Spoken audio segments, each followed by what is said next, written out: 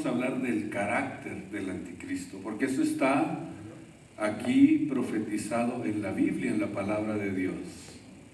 Vamos a comenzar por leer capítulo 11, vamos a leer unos versículos 11, versículos 36, donde dice: y el rey hará a su voluntad y se ensoberbecerá y se engrandecerá sobre todo Dios, y contra el Dios de los dioses hablará maravillas, y será prosperado hasta que sea consumada la ira, porque hecha está esta determinación. Y del Dios de sus padres no se cuidará, ni del amor de las mujeres, ni se cuidará de Dios alguno, porque sobre todo se engrandecerá.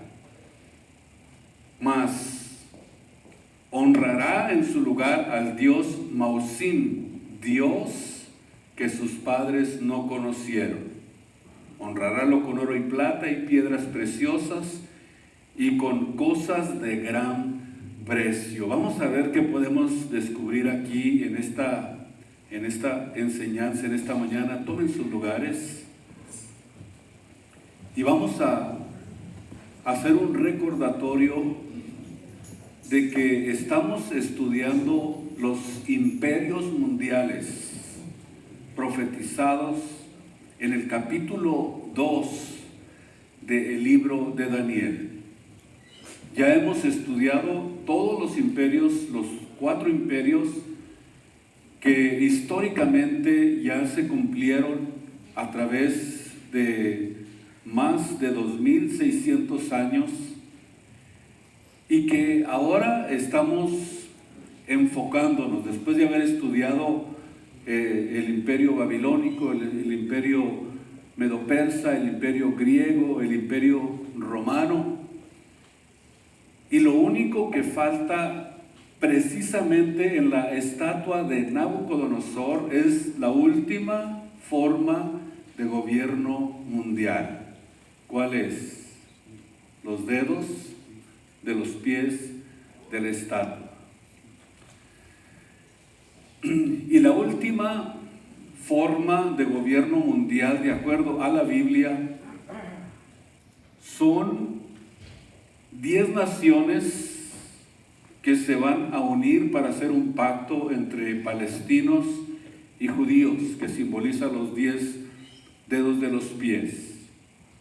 Esta última forma de imperio mundial es precisamente la que se va a levantar en la semana 70 profética del libro de Daniel. Es decir, todos los 7 años proféticos de una semana que le falta a la semana 70 de Daniel, va a ser la última forma de gobierno mundial que se va a levantar durante la etapa del anticristo. Por eso es importante enfocarnos y tener un conocimiento profundo acerca de esto, para que entendamos que la última forma de gobierno mundial que se va a levantar en el mundo es precisamente con este futuro dictador que se levanta para que por 7 años haga su voluntad. Ya vemos nosotros que ahorita en el futuro ya se vislumbra en el horizonte, ya lo podemos comenzar a visualizar un futuro dictador mundial. Todo se está preparando para que se levante esta última forma de gobierno mundial, y ya se han llevado a cabo ensayos para poder ver de qué forma toda la humanidad se puede someter a un sistema en el que nadie va a poder hacer lo que quiera. Ahorita todavía tenemos la libertad de expresión. Pero de acuerdo al capítulo 13 del libro de Apocalipsis, encontramos en Apocalipsis 13 precisamente una mancuerna entre la bestia que sube del abismo y la bestia que sube de la tierra, que es el anticristo y el falso profeta.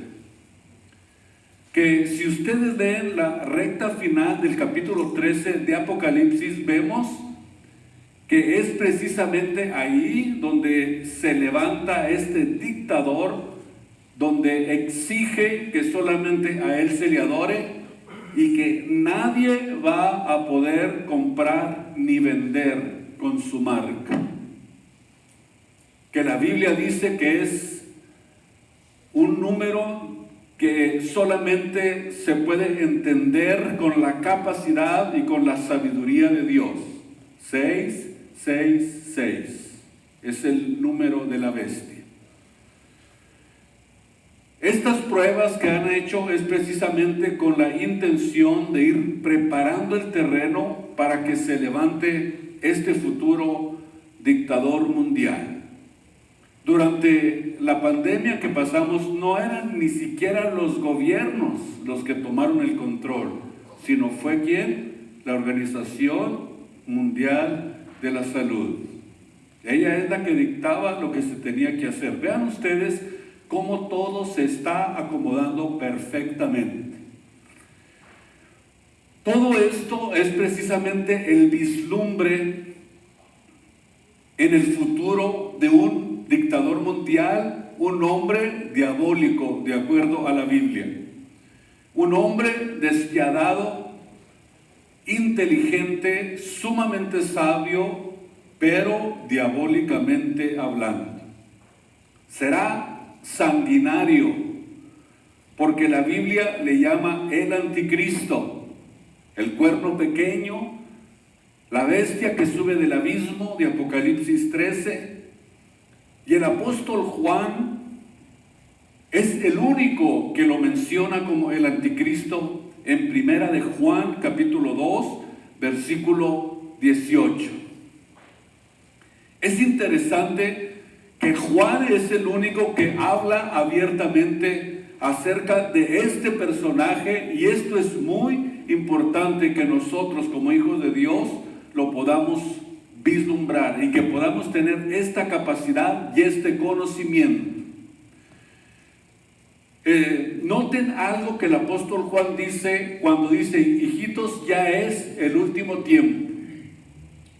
Y como vosotros habéis visto y oído acerca que el anticristo ha de venir, pues así también se han levantado muchos hijos llamados anticristos, que en el libro de Timoteo se les menciona falsos profetas o personas que se levantan en lugar de Cristo, por lo cual sabemos que es el último tiempo.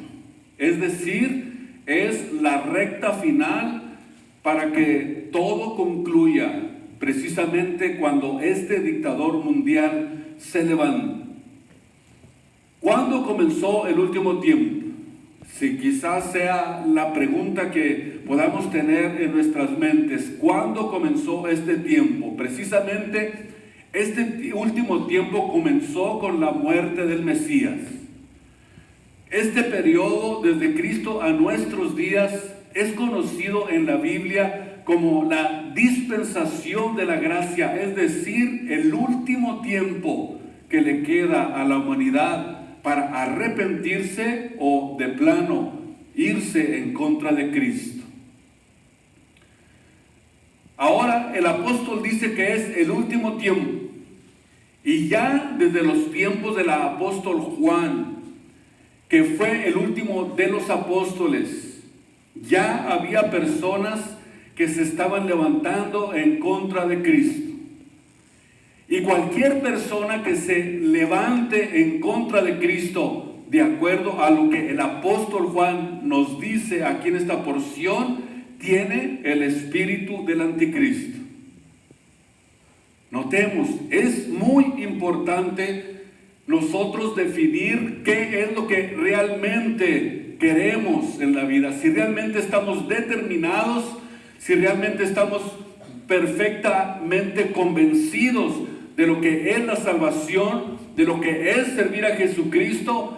Si es así, pues entonces tienes tú que convencerte de una manera profunda de que Jesucristo es el Salvador, de que Cristo es nuestro Redentor, y nunca levantarnos en contra de lo que la Biblia enseña, para no convertirnos en hijos del anticristo o seguidores de ese sistema que se va a levantar en la última forma de gobierno mundial, que viene precisamente para que un dictador tome el control y todo lo que suceda en la tierra quiere que esté debajo de sus pies, que todo el mundo le adore, que no haya nadie que pueda ir a la tienda para poder comprar sus alimentos si no es con la autorización de él. Así que es importante entonces que todo aquel que se levanta en contra de Cristo tiene el espíritu del anticristo, sin que necesariamente sea el anticristo. La palabra anticristo, número 1, significa en el lugar de Cristo. Y número 2, en contra de Cristo. Número 1, en el lugar de Cristo, que es lo que va a ser el anticristo. El otro grupo puede ser catalogados como los que están en contra de Cristo. Pero al final de cuentas, notamos que es la misma ideología. El que está en el lugar de Cristo va a ser exaltado y levantado por aquellos que están en contra de Cristo. Es un espíritu que se ha levantado en la recta final, y es precisamente lo que está ahorita predominando. Hablar en contra de Cristo, levantarse en contra de lo que la Biblia nos enseña, levantarse en contra de todo aquello que tiene que ver con la moralidad establecida en la palabra de Dios, para decir que se tiene que convertir en un estilo de vida lo que el mundo está dictaminando, haciendo a un lado la palabra de Dios. La palabra que Cristo nos dejó para que nosotros nos pudiéramos instruir, pudiéramos tener el conocimiento, la capacidad y la revelación de Dios para no salirnos del camino. Ahora vemos entonces pues de que desde ese tiempo hasta ahora han surgido cantidad de personas que se han hecho pasar por Cristo. Y no se diga en este tiempo donde estamos viendo la apostasía, donde vemos que se está levantando un mal que está carcomiendo de una manera, pudiéramos decir, impresionante. Y como que estuviera cada día perdiendo más valor lo que la Biblia enseña. Pero no así con nosotros. No así con los que amamos a nuestro Señor y Salvador Jesucristo. Este tipo de personajes se han levantado a través de la historia, como lo que sucedió en la Guyana, allá cerca de Venezuela, con un personaje llamado Jim Jones, que se levantó diciendo que él era el Cristo, y que a esos 1000 seguidores que se llevó hasta ese lugar, les hizo creer que necesitaba estar con todas las esposas de sus seguidores para convertirse en el padre de esa nación. Y finalmente, cuando se da cuenta el gobierno americano que esto estaba pasando, ¿qué fue lo que hizo? Puso veneno en una bebida refrescante. Todos se acostaron boca abajo, tomaron el veneno y allí quedaron más de 1000 personas siguiendo a una persona, siguiendo a un desquiciado. Y eso es precisamente lo que nosotros tenemos que entender, que nuestra mente, que nuestras capacidades, que nuestra inteligencia, que nuestro discernimiento espiritual no sea tan pobre como que para cualquier loco venga y nos engañe por falta de ¿qué? De conocimiento. Que el conocimiento no sea eso, lo que sea que predomine en nuestras vidas y en nuestros corazones, que la palabra de Dios revelada esté perfectamente bien engendrada en nuestros corazones para que seamos irreprensibles, santos delante de Él y que nadie nos pueda engañar. Por eso dijo Jesús: mirad que nadie os engañe con filosofías y vanas sutilezas según las tradiciones de los hombres y no según Cristo a través de la revelación de su palabra.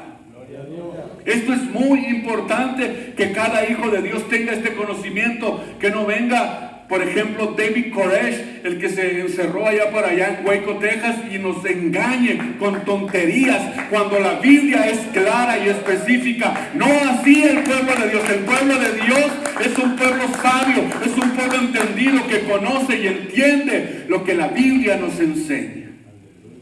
Bendito sea su nombre. ¿Qué es lo que pasa? Que este tipo de prototipos que pudiéramos mirar son aquellos que se levantan en contra de Cristo. Pero imagínense ustedes que se levante alguien con la capacidad de poder gobernar mundialmente. Y cuando nosotros vemos este tipo de personajes, David Koresh, Jim Jones, son precisamente personajes con el mismo perfil psicológico de depravación moral. Escuchen ustedes, ¿dónde está fundado todo esto? Está fundado en la depravación moral. El lesbianismo y el homosexualismo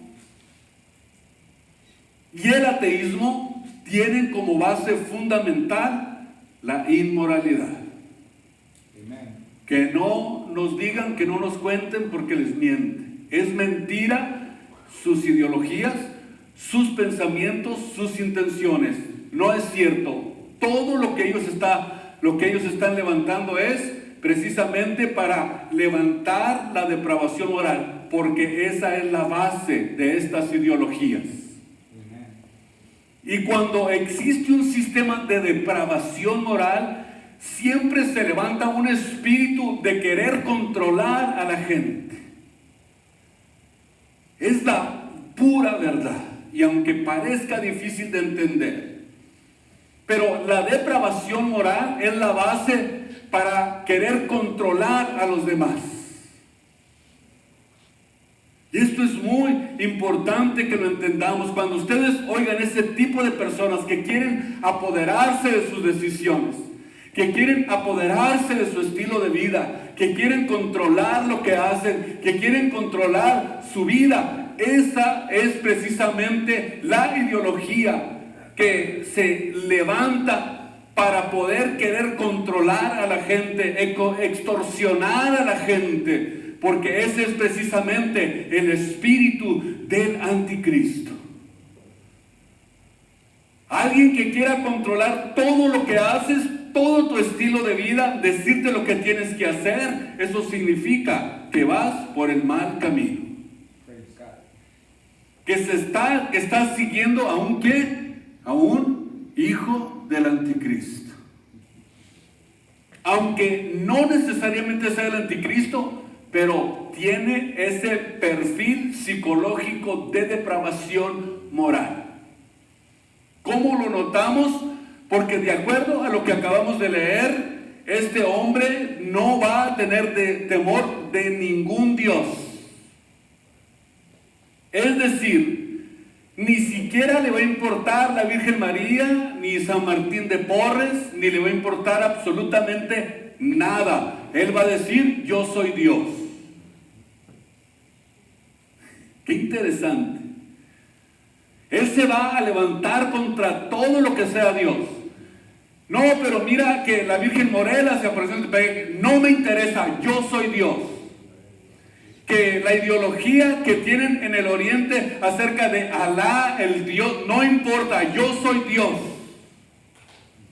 Que Jesucristo fue el Salvador del mundo, no importa, yo soy el Cristo.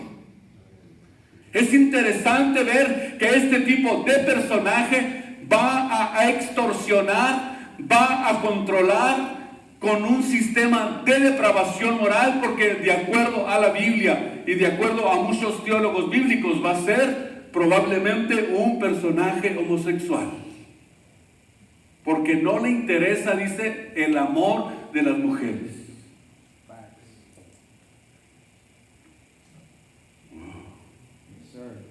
¡Qué silencio! Ahora, porque eso es precisamente el espíritu del anticristo. Pero en su momento, aunque haya muchos anticristos, vendrá un personaje que es llamado en la Biblia, ahora sí, el anticristo.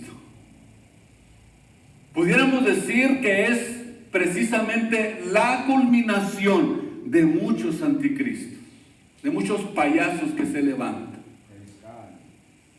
Me encanta la frase de Charles Spurgeon, se lo voy a volver a mencionar.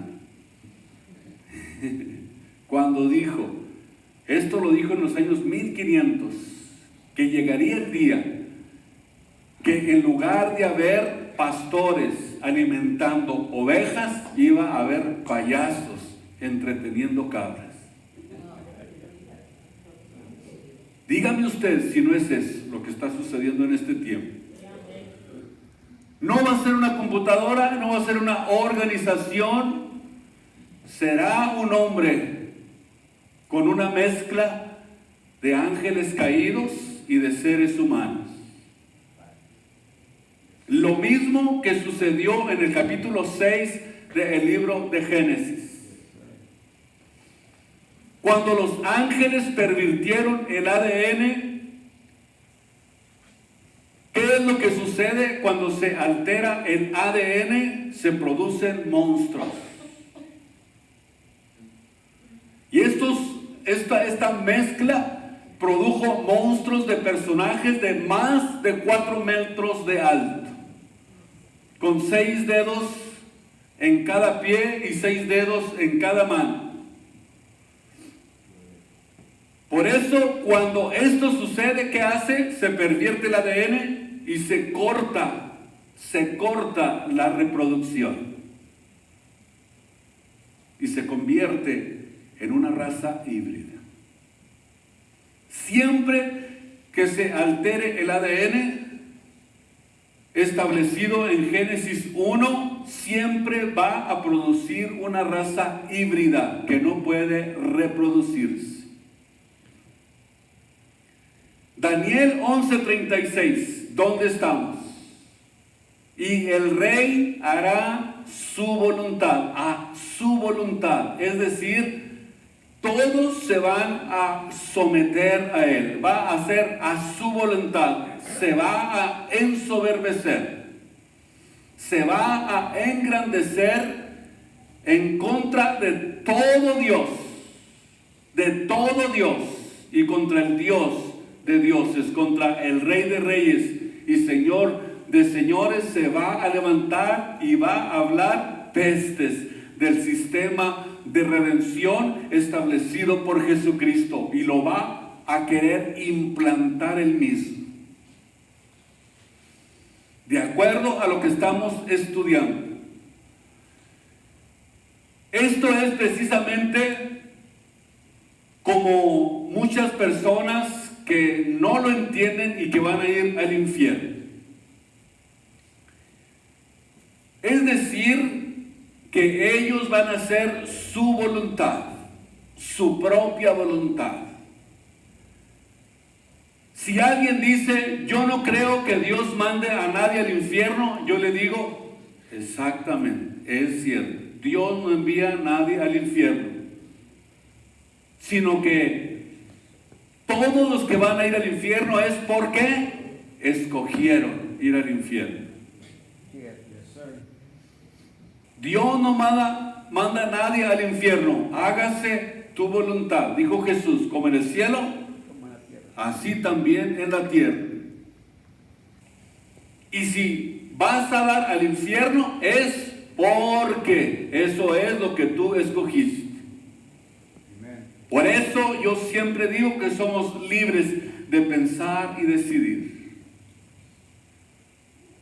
Incluso Cristo nunca impuso a nadie que le obedeciera ni que le siguiera. No obligó a nadie, porque no es el sistema de Dios. ¿Cuál es el sistema del anticristo? Obligar. Cuando oigan un pastor que dice, aquí nomás mis chicharrones truenan, sálganse de ahí. Y yo voy a decir lo que vas a hacer, lo que vas a comer, cuándo te vas a casar, y hasta a ver si hasta a la chanta que hasta la novia te la escojo. Así era. Gloria a Dios. No hay libertad. Tenemos que identificar inmediatamente estos espíritus. Inmediatamente. Nosotros somos libres de pensar y decidir que me voy. Váyase, que Dios le bendiga, le dijo Cristo a sus seguidores. Y volteó a ver a sus apóstoles. ¿Ustedes también? Si se quieren ir, váyanse.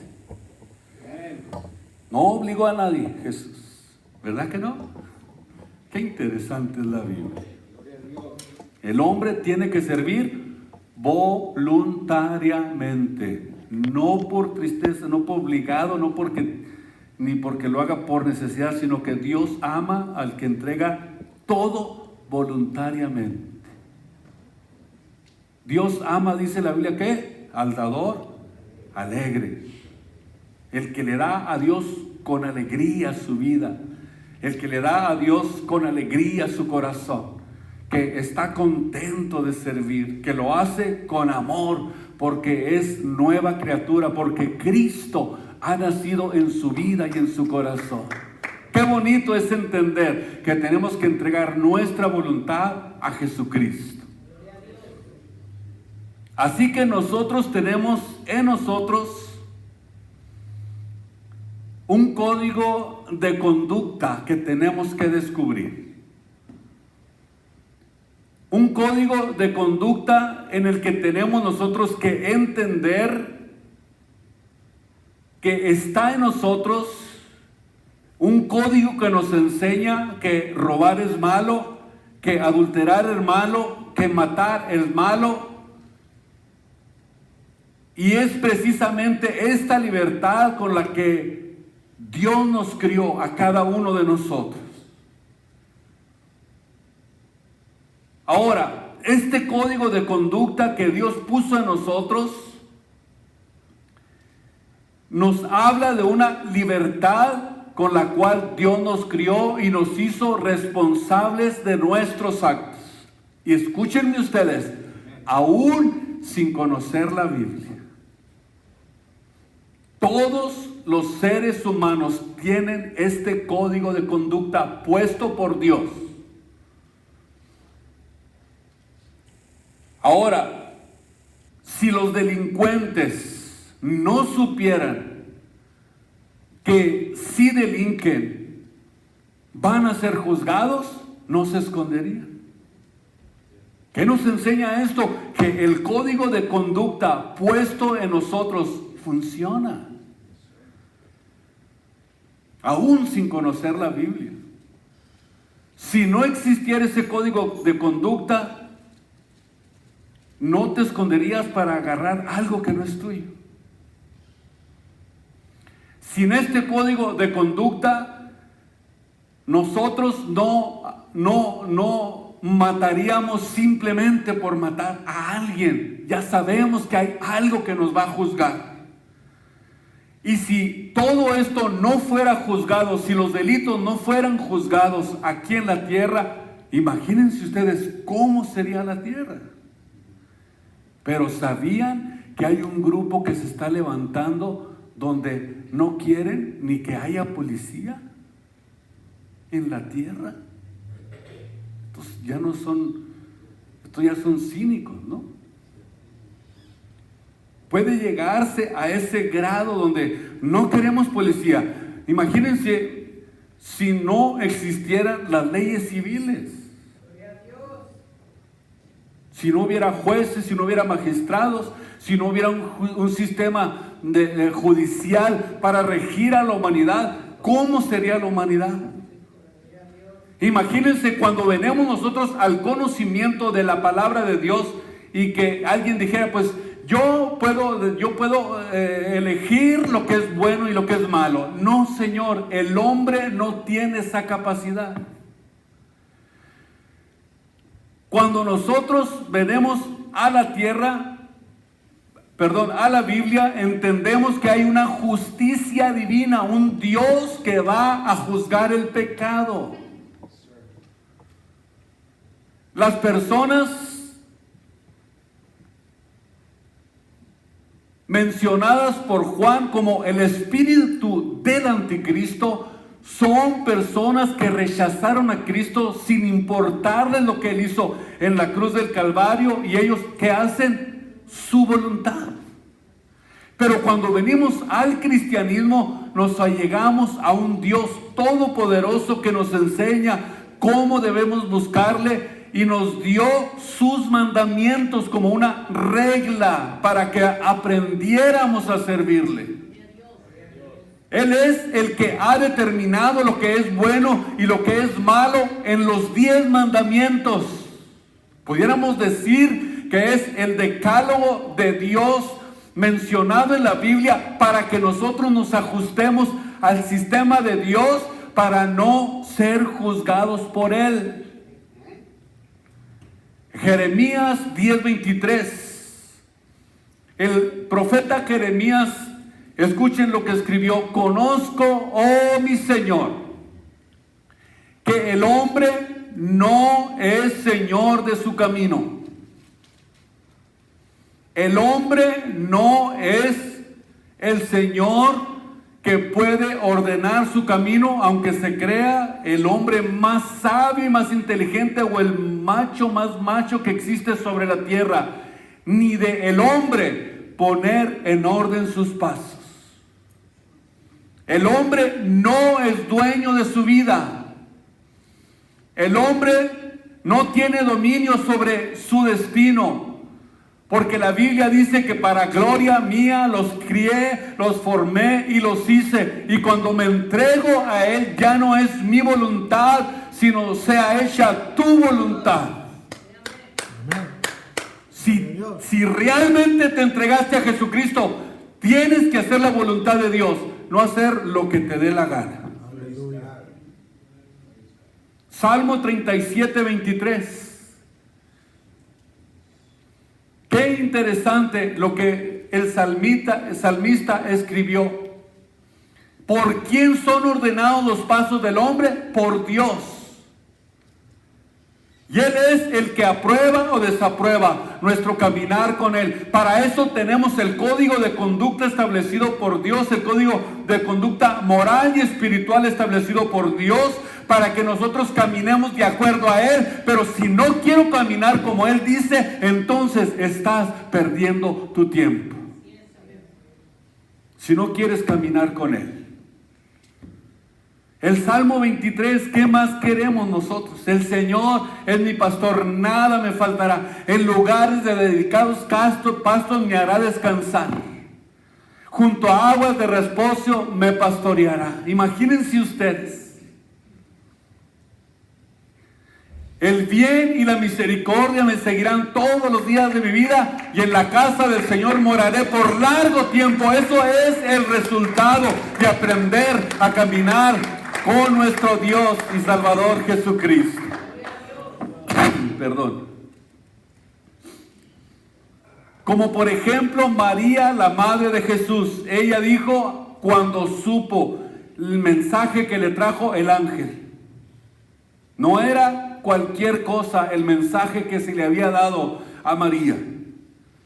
Imagínense ustedes una mujer jovencita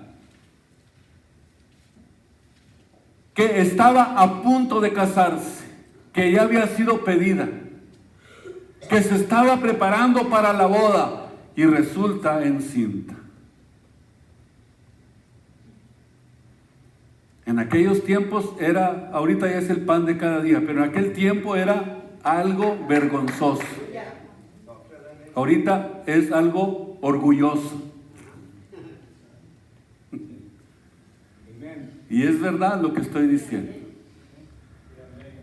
Pero sin embargo, ¿qué dijo María? Hágase su voluntad. Hágase su voluntad. Cristo como hombre aquí sobre la tierra, a pesar de que Cristo vino en una forma humana, escúchenme ustedes, ni siquiera Él como hombre vino a hacer su propia voluntad. ¿Qué nos enseña? Que nosotros tenemos que aprender este principio establecido en la Biblia. Tenemos que aprender a hacer la voluntad de Dios. A pesar de que Cristo fue realmente destrozado, Isaías 53 lo describe como oveja que fue llevada al matadero, como una persona que estaba delante de sus trasquiladores, que fue destrozado, que fue herido, que fue totalmente desfigurado. ¿Por qué? ¿Por qué llegó Cristo hasta ese lugar? Porque Él dijo, hágase tu voluntad y no la mía. La voluntad es algo muy importante que cada hijo de Dios tiene que aprender a desarrollar. Todo lo que hagas para Dios, hazlo con toda tu voluntad. No porque estás forzado, sino porque ha nacido en ti una nueva criatura que es criada conforme a Dios en justicia y en santidad de verdad. Cuando nosotros entendemos estos principios establecidos en la Biblia, en la palabra de Dios, aprendemos a servir a Dios. Aprendemos a entregarnos a Él. Aprendemos a rendirnos y decirle, Señor, hágase tu voluntad y no la mía. Gloria al Señor. Un ministro, cuando es llamado a la obra de Dios, ya no puede hacer su voluntad. Y si Dios llama a un ministro, tiene que llamar también a su esposa.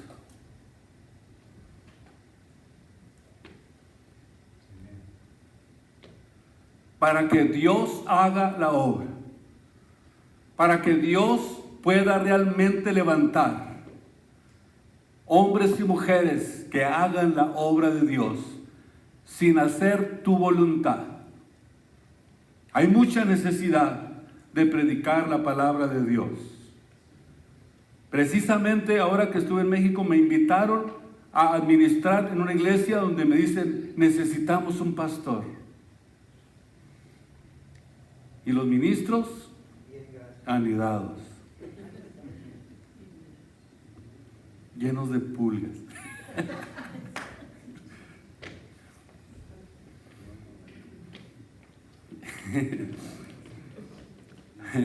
¿Seguimos o le paramos?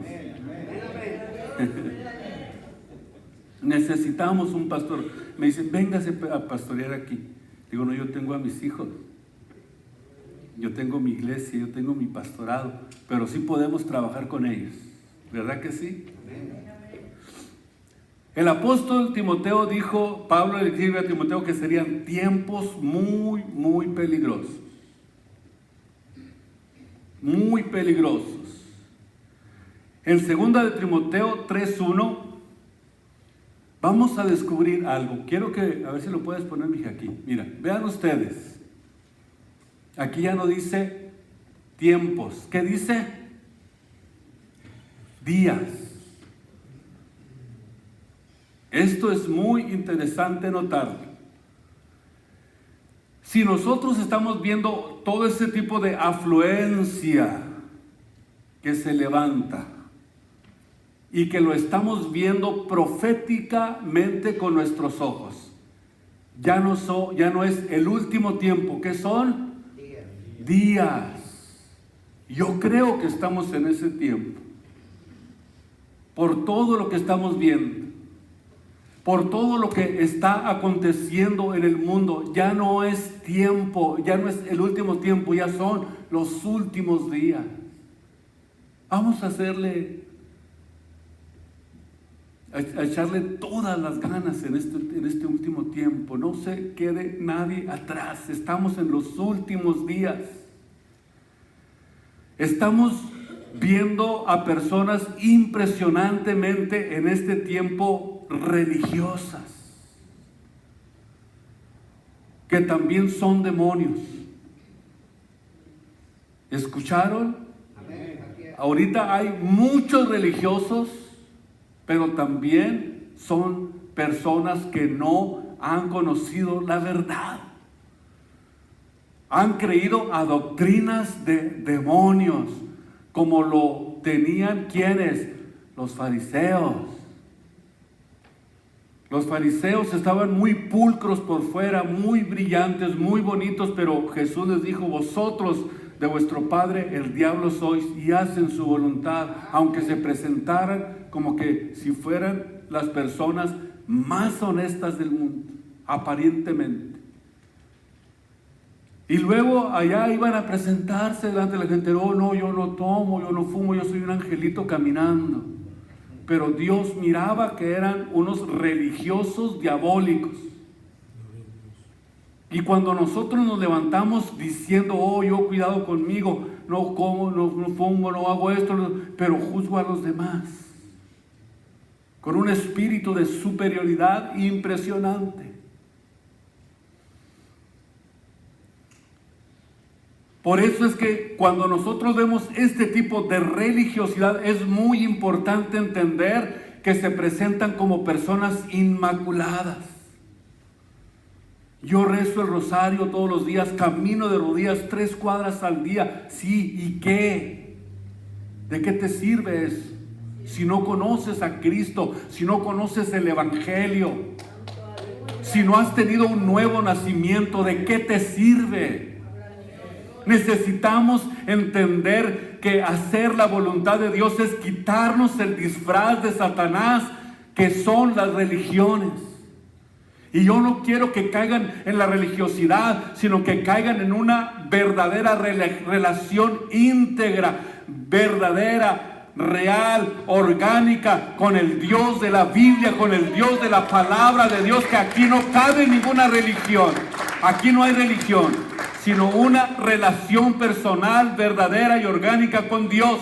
Quítense el disfraz de la religiosidad y sirvan a Jesucristo. Bendito sea su nombre. Porque detrás de la religión se escondieron los demonios en el tiempo famoso de la Inquisición. Escúchenme bien, esto que estoy hablando es real, es verdadero. Fueron ejecutados miles de cristianos en el nombre de Dios, y todo porque no aceptaban una religión. Y por más de 300 años sucedió esto. Y luego vinieron los cristeros, las cruzadas. Y Cristo no es una religión. Cristo no es una religión, sino una relación personal, viva, real, dinámica, con el Dios vivo y eterno y verdadero, porque Él vive, y Él vive para interceder por nosotros. Él vive para guiarnos, Él vive para estar en nosotros, Él vive para que nosotros tengamos realmente la vida que Él quiere darnos. Si no tienes a Cristo, no tienes la vida eterna. Simplemente, aunque seas mormón, católico, cristiano, que te digas cristiano, que pertenezco a esto, que pertenezco al otro. No, si no tienes a Cristo, no eres salvo. No es la religión la que salva, sino Cristo. No es la religión la que salva, sino el Salvador del mundo, que vino a dar su vida por nosotros para que nosotros pudiéramos seguirle. Ahora nosotros podemos decir confiadamente, pero sabemos que el Hijo de Dios ha venido y nos ha dado entendimiento para conocer al que es verdadero, y estamos en el verdadero, en su Hijo Jesucristo. Este es el verdadero Dios y la vida eterna. A Él sea la gloria y la honra en esta preciosa mañana. Estamos en el verdadero Cristo Jesús, Señor nuestro. Pónganse de pie en esta mañana. Ya no quiero seguir ahora. El domingo seguimos.